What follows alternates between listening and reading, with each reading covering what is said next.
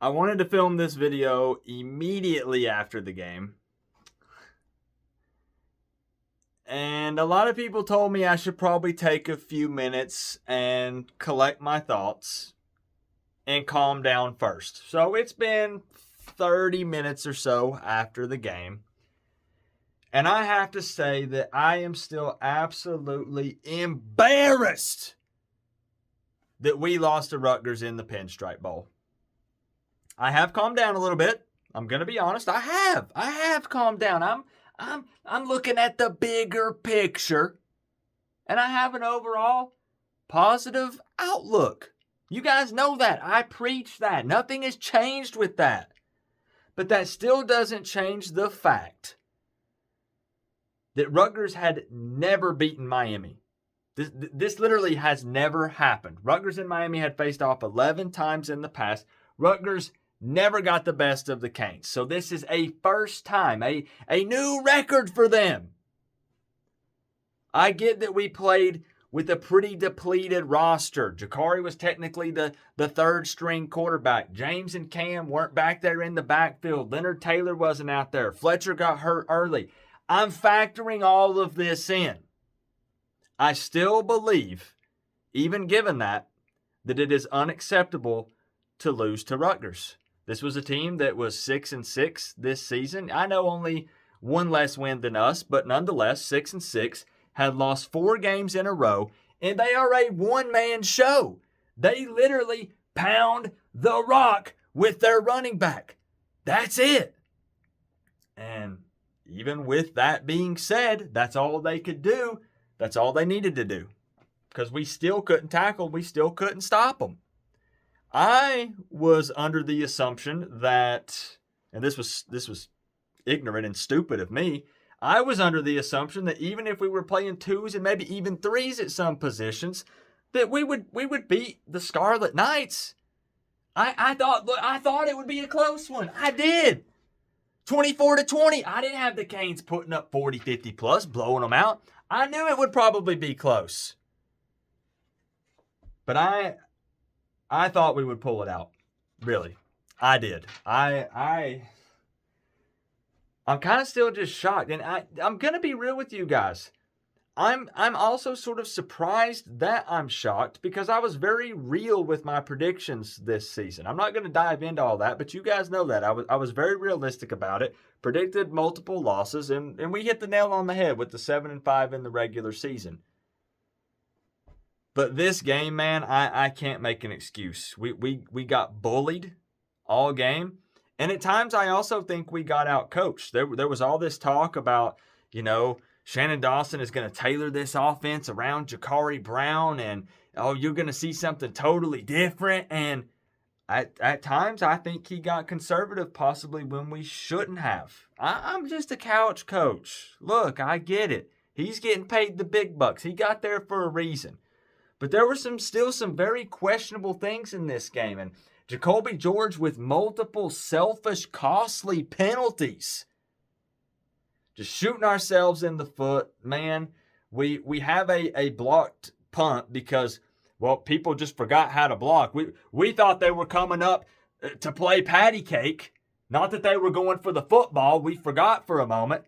We had a punt blocked, and they recovered in the end zone for a touchdown. And then at the end of the game, we have a shot. We're losing by 14. Get this. We're losing by 14. We march down the field. We score. Andy kicks a perfect onside kick. Like, what's the actual percentage of recovering an onside kick in college football? It must be very low. It's definitely low. We find a way to make it happen. Here we go. Comeback time. We can't do it. We leave with 2 timeouts in our back pocket to close this game. I guess we're hoping they'll carry over to the Florida game in 2024. Do we get 5? Tell me we get 5. I got to calm down. Man, Miami loses 31-24 by 7 points to the Rutgers Scarlet Knights. And I set myself up for this. I knew better. And it's, bro, listen, I can't sit down. It's not all negative. It's not. People were dogging me in the stream. They said, Coop, stop overreacting. We were playing with a lot of starters missing and injuries. Like, Coop, chill, look at 2024.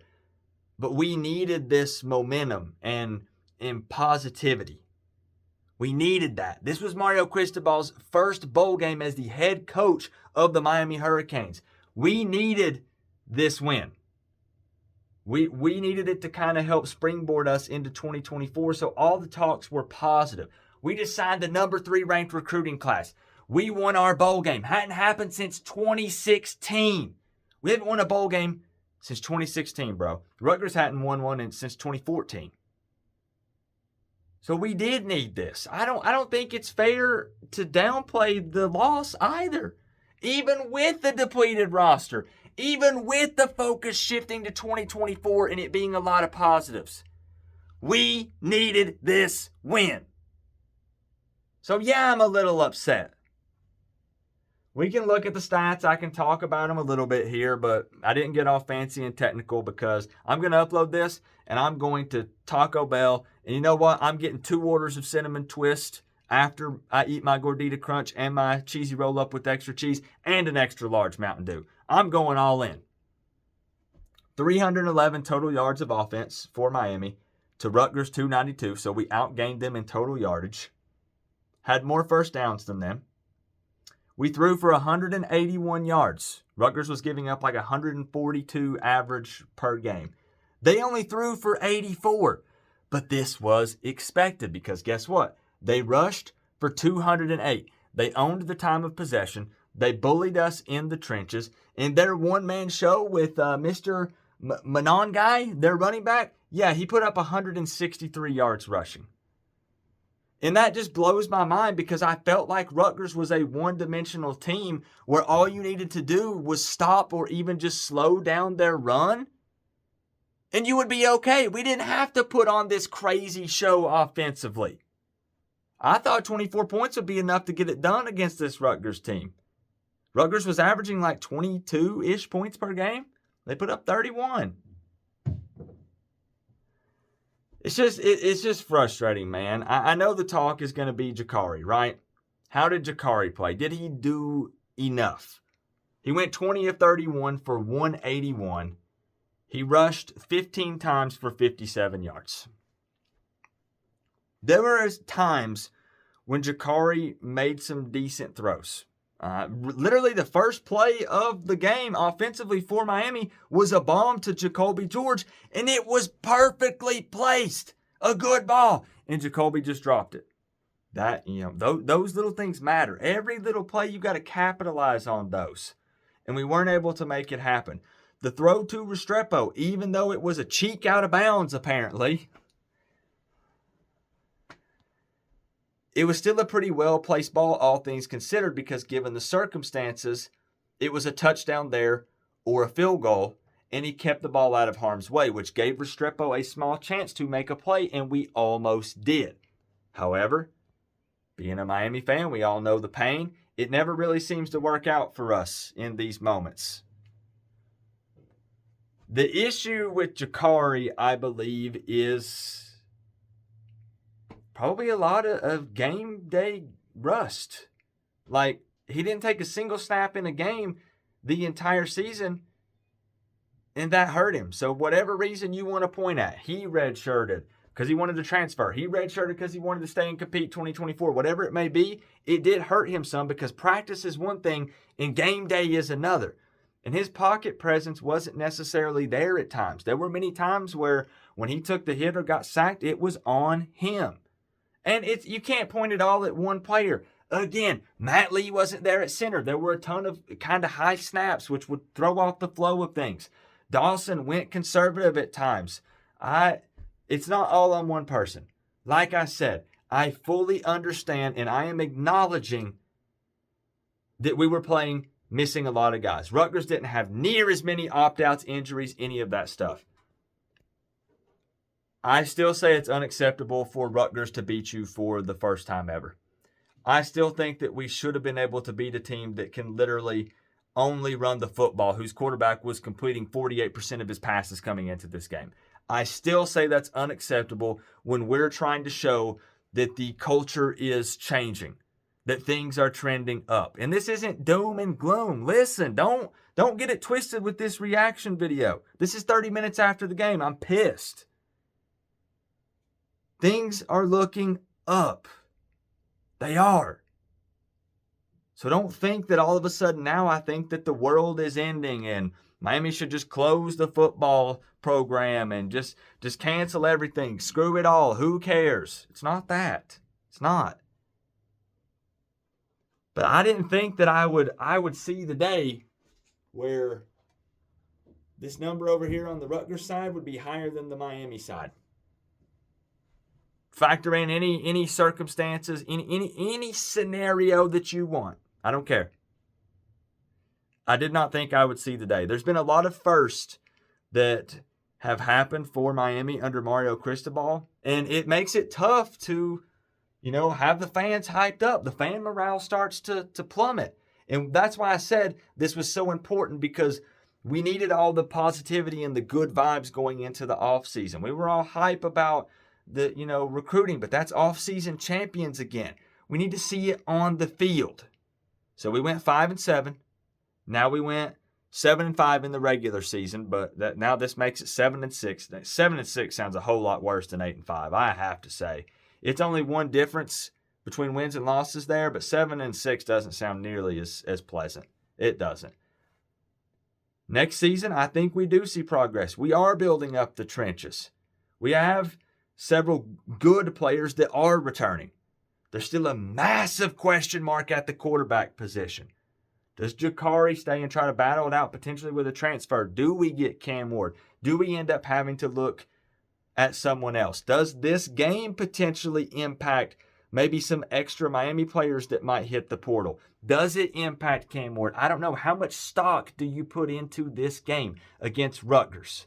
I don't know. I can't answer that. I think overall, probably not a lot. Let's be real. Let's be real. Probably not a lot. But I still think that we got outcoached at times in this game. Preparation should have been better, and we still should not have lost. I will not make excuses. We should not have lost.